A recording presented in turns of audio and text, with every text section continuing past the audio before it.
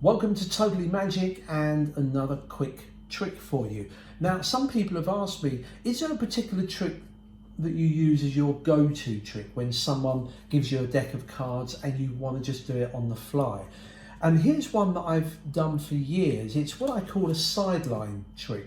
Now, if you're new to magic and you've never heard the term sideline, magicians always have a sideline. It's a bunch of tricks that they can go to and they can perform without having to remember how it works, because it's just ingrained in their brain. They've done it for so many years that they can do it naturally, at ease, without feeling nervous, because they've done it so many times, and we call those a sideline trick. So this is my sideline trick. It uses just a regular deck of cards, and you can get the spectator to shuffle these. So I'll get the spectator to shuffle. And I say to them, I'm going to get you to choose a card, and you have an absolute free choice. So take any card you like. Now they will pick any card from the pack. They will look at it and they will remember it. I ask them just to return it back into the pack, and it can go back anywhere in the pack. Now, of course, we can shuffle the cards either by cutting or by shuffling in an overhand fashion like this to lose your chosen card. Now, your card could be one of these at the top, it could be one of these in the middle, or it could be right at the bottom down here. Now, if you did see your card, don't say a word, because I don't want to know whereabouts it is, but we do know it's in there somewhere. Now, if I was to reach in and take a card out, could that be your card? Is that your card? It's not. Okay, would have been a great trick if it had been, but the 6 of diamonds isn't yours. I'm going to use, along with the 6, another 3 random cards. Now, once again, I am going to say to you, is one of those 4 cards your chosen card? It's not. Okay. All right, what we'll do is we'll take the 4 cards and we'll do a bit of magic with these. We'll come back to your card in a moment. So we know it's not a queen, we know it's not a 9, we know it's not the 7, and you said it wasn't the 6 either. Okay, so now what I'm going to do is to take one of these 4 cards and we're going to reverse it. I'm going to turn it over. Let's take, for example, the queen, and what I do is I'll push it in between the other 3 cards. Now, at the moment, we know it's the only face-up one among the 3 face down. But this is the magic that you were waiting for. Just a little click, and yet that card now turns over face down. Are you impressed? That is a pretty good trick. But let me show you something else. What if we took the cards and turn them face up? Watch. One card turns face down. You're not going to believe this. There is the face down card in here. Now, we're going to take that card that's face down and get rid of it. We don't need the other 3. You've already said that neither of these 3 cards is your card. We know that the queen isn't, but it is face down. For the first time, what was the name of the card you chose all those years ago? The Ace of Diamonds. You wanted to see some real magic. That is real magic, because there is your card among the 3. Okay. Here's the tutorial for this very quick, simple and sideline type trick. Now, it is one that I've done for years, so I feel very comfortable in doing this at any occasion when someone says show us a trick. And there's a couple of moves on here. There's an Elmsley count and a double lift, and that's really about it. A little bit of card control.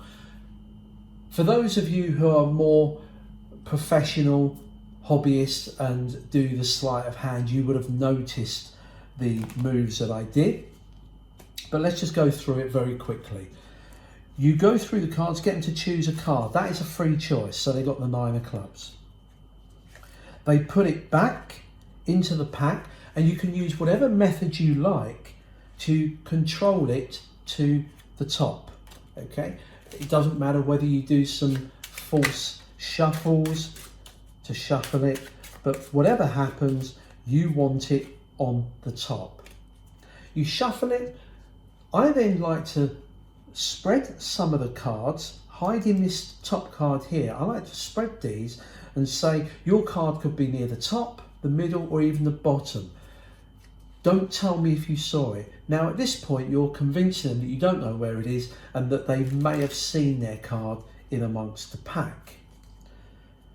I then reach in and take out any card and turn it over and say, wouldn't it be great if this was your card? Now they're going to say no, because we know that's not their card, because their card's on top. But what I'm doing as I turn this over is I'm going to get a break under the top card, their card. I bring this back, square it up like this, and pick up the 2 cards. I've now stolen their card. There it is there. I then use this just to flip over the next 3 cards and grip them underneath. I say I'm going to take an additional 3 cards. The rest of the pack you don't need. We've got 5 cards here, but we're holding them as 4. You ask them, are any of these cards yours? They say no. Put this one, the double, to the back. You can then go through each card cleanly, turning it over and putting it to the back.